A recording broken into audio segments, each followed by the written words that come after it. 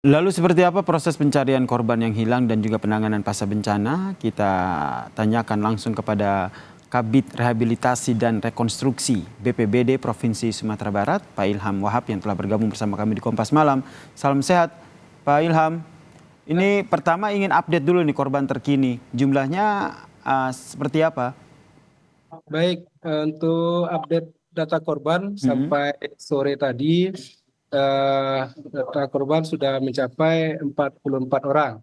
Dari 44 orang ini tersebar di Kabupaten Agam ada 19 orang, di Mm-mm. Kabupaten Tanah Datar ada 19 orang, kemudian di Padang Panjang 2 orang, sedangkan satu orang korban akibat longsornya jalan lintas Padang menuju Solok Mm-mm. satu orang. Kemudian ditemukan tiga orang korban yang hanyut sampai ke wilayah Padang Pariaman. Oke, terkait dengan korban yang masih dinyatakan hilang. Ini ada data persisnya tidak, Pak? Ini mengingat memang proses pencarian juga masih terus dilakukan esok hari.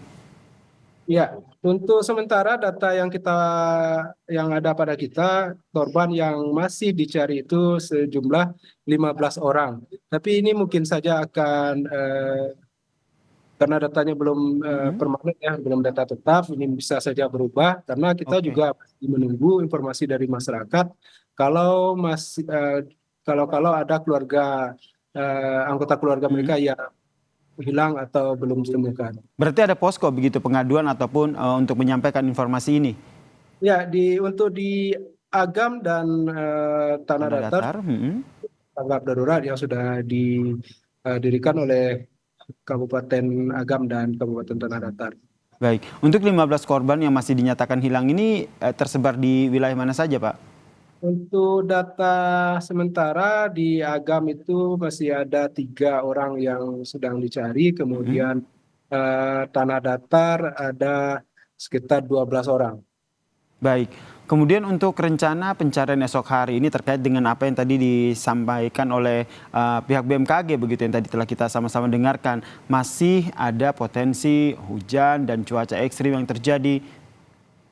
Iya, jadi untuk rencana pencarian besok masih tetap berfokus pada upaya pencarian dan penyelamatan terhadap korban. Eh, Tentu kita tetap memperhatikan kondisi cuaca.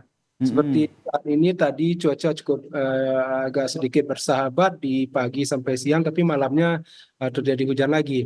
Nah, tentu ini harus menjadi pedoman dalam upaya melakukan usaha pencarian dan pertolongan. Oke. Ada potensi terjadi banjir lahar susulan? Ya, kalau melihat dari kondisi erupsi di Gunung Merapi yang sudah lama, ini sudah berapa bulan ini statusnya Mm-mm. sudah meningkat dari siaga dari waspada menjadi siaga, Mm-mm. artinya erupsinya sudah cukup tinggi. Kemudian dari beberapa kali erupsi tentu sudah terjadi endapan debu vulkanik yang berada di lereng Merapi. Tentu ini akan berpotensi jadi banjir lahar dingin kalau dipicu oleh hujan yang lebat. Oh, berarti potensi itu masih ada ya? Itu Ya, berarti endapan lahar dingin ini masih ada begitu ya? Pasca ya, erupsi yang terjadi beberapa waktu lalu ya? ya, ya. Antisipasinya untuk warga seperti apa? Ya, untuk warga tentu kita mengimbau, terutama warga yang bermukim di aliran-aliran sungai yang berhulu ke Merapi agar Mm-mm. selalu meningkatkan kewaspadaan. Terutama kalau di kondisi hujan, serapat mungkin eh, berpindah atau mengungsi ke tempat yang lebih aman. Baik, untuk penanganan korban yang mengungsi sendiri pasca bencana, ini sejauh mana penanganannya?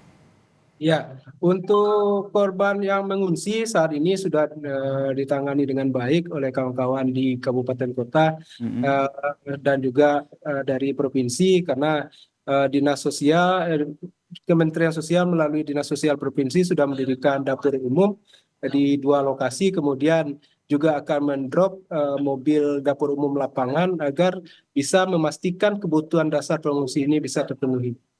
Mm-mm. Baik, apa yang menjadi kebutuhan mereka saat ini untuk para pengungsi?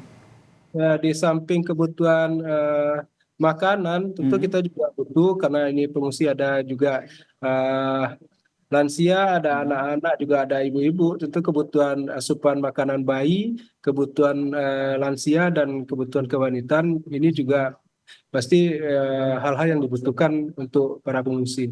Oke, kemudian tentu ini banyak sekali bantuan yang terus berdatangan baik dari pihak swasta ataupun dari pemerintah begitu. Mengkoordinasikannya seperti apa sehingga memang benar-benar bantuan yang diberikan ini tetap tepat sasaran.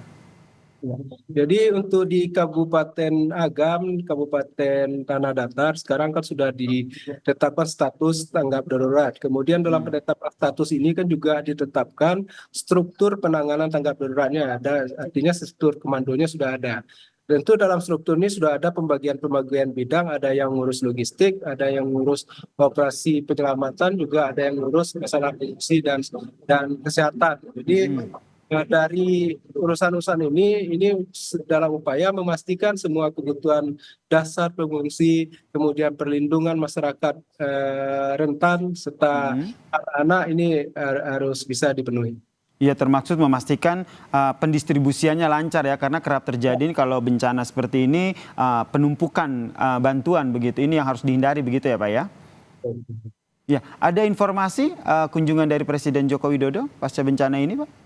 Ya, hari ini kami baru saja selesai rapat koordinasi dengan Kepala BNPB Pak Suyanto. Tadi membahas karena akan ada rencana kunjungan Pak Presiden Republik Indonesia Pak Jokowi pada hari Kamis besok kalau tidak ada halangan. Kemudian tentu kita di provinsi tadi arahan dari Pak Kepala Badan, kita akan segera menuju ke lokasi untuk persiapan kunjungan beliau.